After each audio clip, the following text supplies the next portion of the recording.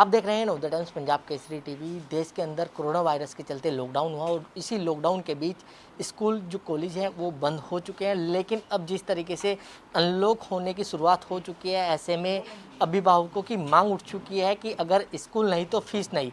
इसको लेकर आज भारतीय अभिभावक संघ ने एक प्रेस कॉन्फ्रेंस की गई है और उसके पीछे क्या मकसद है। हमारे साथ अभिभावक संघ के अध्यक्ष प्रताप चंद्र जी हैं। चंद्र साहब, क्या मकसद है जो आज प्रेस कॉन्फ्रेंस आपकी तरफ से की गई है? आज प्रेस कॉन्फ्रेंस किया गया है। शिक्षा आंदोलन जो समग्र में चल रहा है उसका दिल्ली के जंतर मंतर पर आमरण तब शुरू होगा।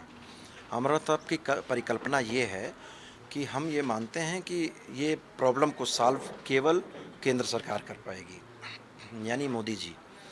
और मोदी जी दरिया नहीं समंदर हैं, समंदर की तपस्या करनी पड़ेगी तभी तो रास्ता मिलेगा, ऐसा अभिभावकों ने माना है। 52 अभिभावक संघ देश के और 11 सामाजिक संगठनों ने इसको समर्थन दिया है। कल से 11 बजे से हम आमरण तक पे बैठेंगे जंतर मंतर पे, और रोज़ शाम को हैशटैग मोदी पूजा चल रहा है ट्विटर पे ट्रेंड। रोज़ शाम को 4 बजे माननीय मोदी जी की पूजा की जाएगी, मोदी समुद्र पूजा की जाएगी, और 4:15 बजे अभिभावक के मन की बात होगी।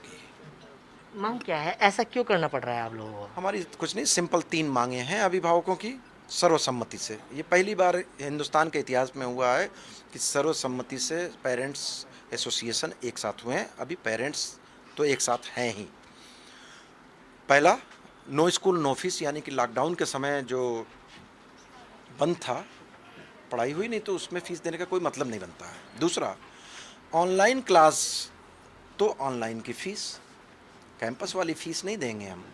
आपने जो दिया है उसका पैसा लीजिए, यही इंसाफ है।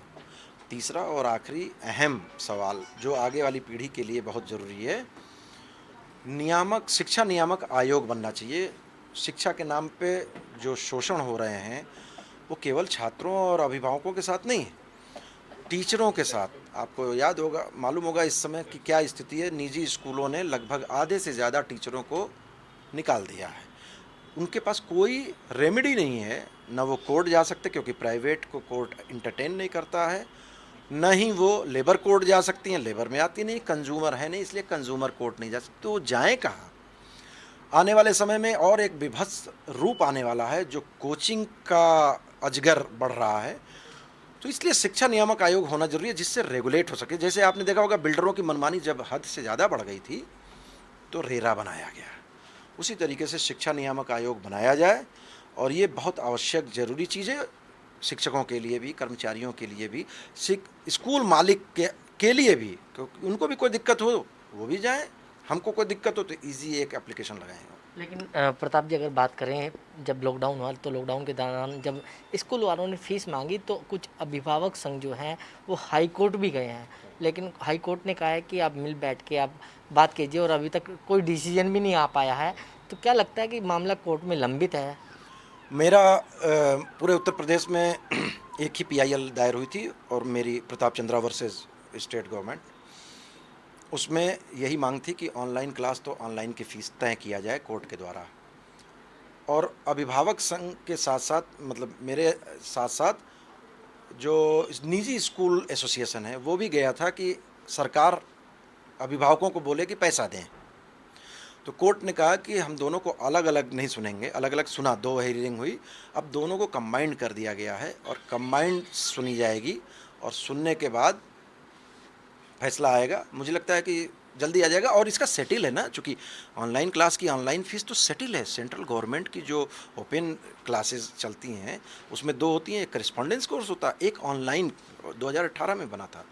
वो तो सेटिल है कि आप 25% से अधिक ऑन कैंपस का ले ही नहीं सकते। इग्नू में सेटिल है, बेंगलोर आईआईएम में सेटिल है, अहमदाबाद में सेटिल है, तो आप 25% से अधिक ले नहीं सकते।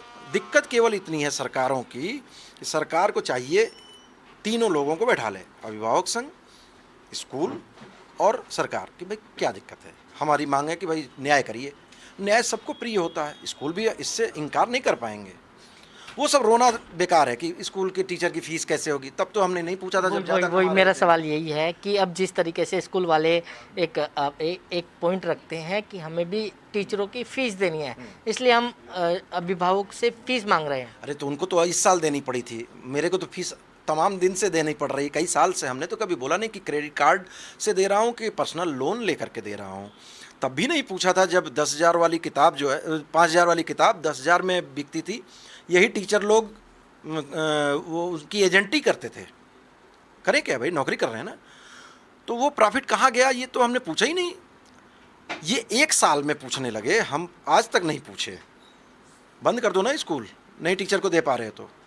डॉक्टर ने बताया स्कूल चलाना, तुमने तो बता दिया कि टीचर को चाहिए, हमने बताया कि मेरे एम्प्लॉय को कैसे मिलेगा, हम फीस कहाँ से लान, इसको आपने सुना ही नहीं।